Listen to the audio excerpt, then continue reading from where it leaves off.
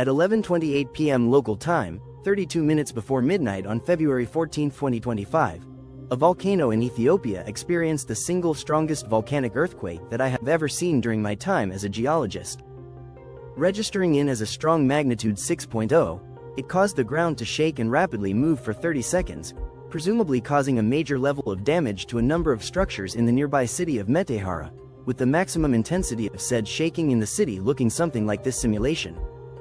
I say presumably as this city, which is normally home to 21,000, has far fewer people at the present due to regional evacuation orders and repeated moderate magnitude earthquakes, which I hate to say many structures in the city cannot probably even withstand these level events undamaged. All of these earthquakes occurred directly due to or in response to regional stresses from the intrusion of a massive 52.6 kilometer long and thin body of magma, presumably with a volume of around half a cubic kilometer of molten rock that stretches between the active Fentale and Dauphin volcanoes. This intrusion began all the way back on December 22 of 2024, seemingly peaked in intensity on January 4, 2025, and had been declining ever since. Yet, while all of these prior earthquakes represented the motion of normal faults from the crust spreading apart due to an ongoing rifting event caused by the magma intrusion, something very strange and potentially concerning was observed at this latest magnitude 6.0 earthquake.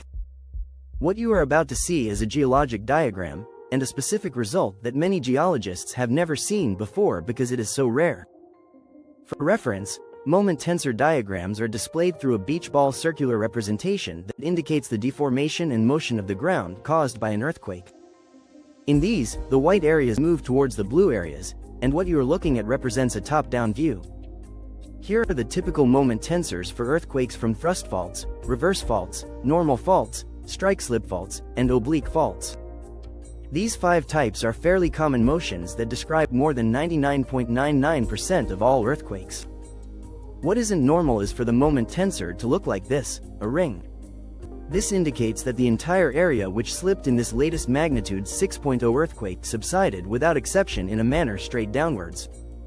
Such earthquakes are called vertical PCLVD, and are seemingly only associated with significant subsidence at volcanoes, primarily through caldera collapse events or through eruptions or intrusions that don't result in an eruption which drain a portion of a volcano's magma chamber.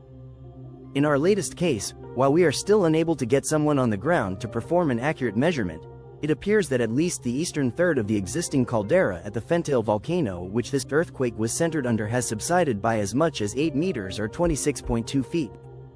The good news is that this specific variety of CLVD earthquake tends to occur after the associated magma movement or eruption has already happened.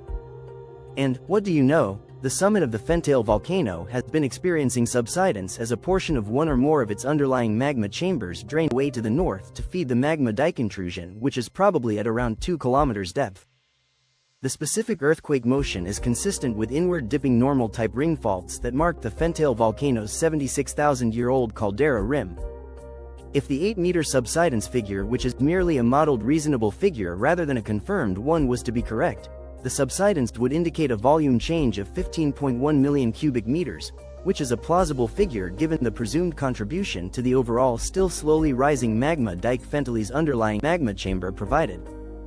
It is quite possible that the full subsidence has or has not occurred due to this earthquake, so the possibility still exists that more similar CLVD earthquakes may soon occur at the Fentale volcano. However, as if reality possibly wants to throw a wrench in my existing model of this seismic event, for the first time since the magma intrusion began in December 2024, a thermal heat signature was detected within the Fentale volcano's caldera. This could mean a number of things, which in no particular order are wildfires, whether human-caused or natural, hot fumaroles which may have become exposed by subsidence, very hot gas emissions, hot ground, very hot geothermal fluids, or actual shallow magma or fresh lava. However, since January 15th, the Fentale caldera has been producing significant methane emissions, which could originate from fresh magma burning away pre-existing coal deposits and diatomaceous earth that happens to exist in buried local rock units, and/or due to methanogen archaea living in hydrothermal fluids which became exposed from recent subsidence. We just don't know which of these is the case yet to determine if the short-term chance of an eruption has just increased at the Fentale volcano. As a final note, I would like to thank my new YouTube channel member GunIDJ for supporting my work. English.